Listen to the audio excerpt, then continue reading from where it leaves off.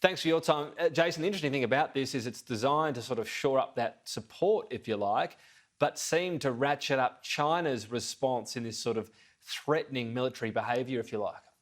That's right. Thanks for having me, Tom. And thanks for always mentioning my U.S. Navy Reserve affiliation. As a reminder, as I'm not on duty, these views are my own. Yes, over the last 2 years, we've actually started to see more senior U.S. officials and lawmakers visiting Taiwan. And some of these, they'll be unannounced. They'll just be sort of surprise visits.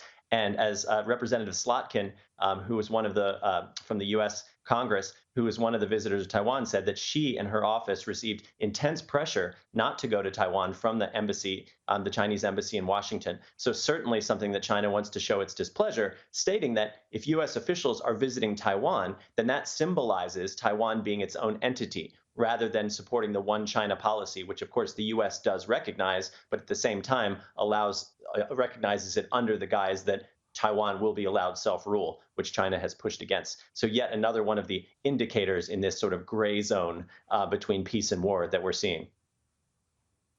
The interesting thing about Taiwan, I think, as separate to Hong Kong, if we delve briefly into the history of this, Jason, is with Hong Kong, you had this part of the Chinese mainland that essentially the Brits had taken all those years ago. And whilst plenty there wanted that independence, people, I think, around the world understood why China wanted Hong Kong to be a part of it. Now, I'm not forgiving what happened in terms of that ratcheting up of pressure in Hong Kong, all the rights, the human rights that were the dash there.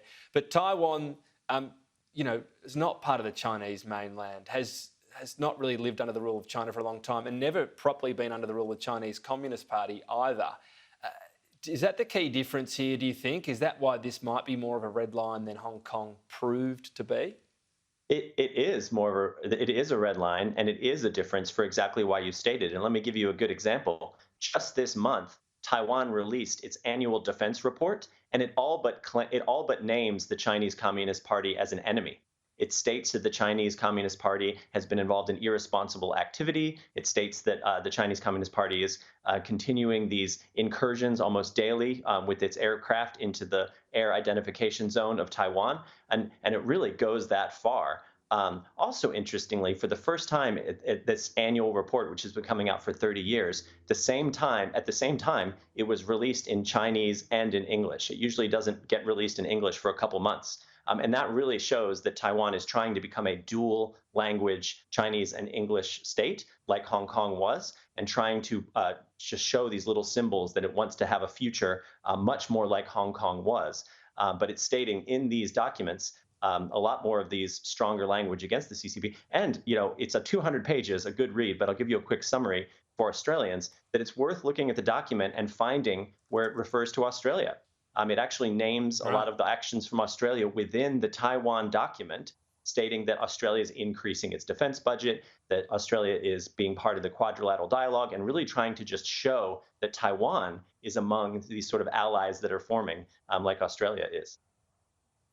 And the other recent history here is the fact that Taiwan as a country reverted away in about the 1980s, away from that sort of authoritarian rule. And increasingly in recent years, it's the party that's more about Taiwan independence there that has been the one that's governing and increasing in popularity. The Taiwanese voters have actively been wanting to, be and put distance between themselves and the Chinese Communist Party. And that's clear. This, whatever you want to call it, Taiwan doesn't want to get under this authoritarian rule. And that's increasing with generational change, I guess. It is, and it's actually starting to spread to, as I mentioned, they mentioned Australia within their document, but even Japan. Japan has come out of, after decades, really since World War II, where it's only talked about self-defense, and it's increased its defense budget for the first time this week over 1%, which is it's been over 1% briefly previously of GDP before, but it looks like it's steadily heading in that direction. And earlier this year, recall that some senior Japanese officials talked about, trying to protect democracy in the region, including Taiwan. So increasingly hearing these languages of protecting Taiwan from democracies. And those are things to watch as well.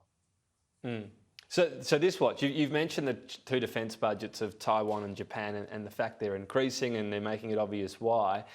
On one side, you say, okay, this is ballast perhaps against China in the region. But on the other side, and why a lot of strategists are worried about this, is if China sees other countries trying to compete with its military might, it says, well, the sooner we act, the better. We have a bigger advantage now than we'll have in 10 years. And this is the concern, right? That if you make it clear you're one day going to push back against whatever China might try to do, they bring forward that date.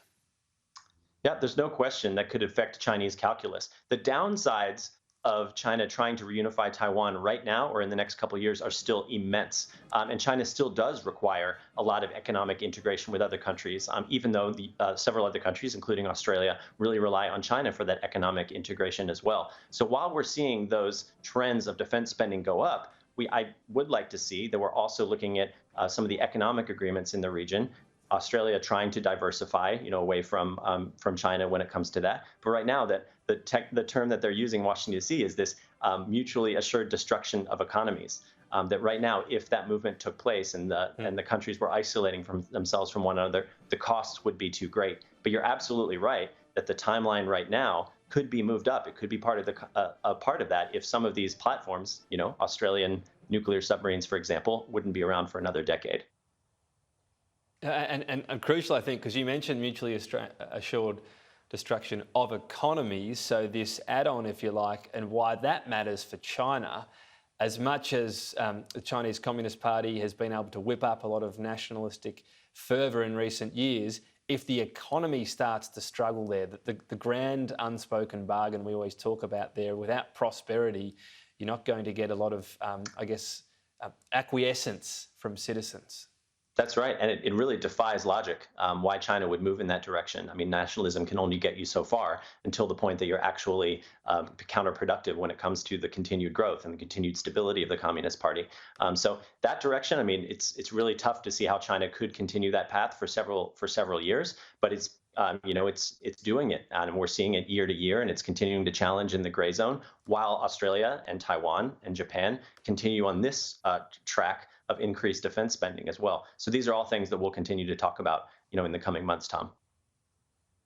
Just finally, let's turn to Russia. Its Supreme Court is considering an action to, well, essentially shut down the country's most prominent rights group. So it looms as a crucial decision as to there's ever any real independence left in that country and protections available?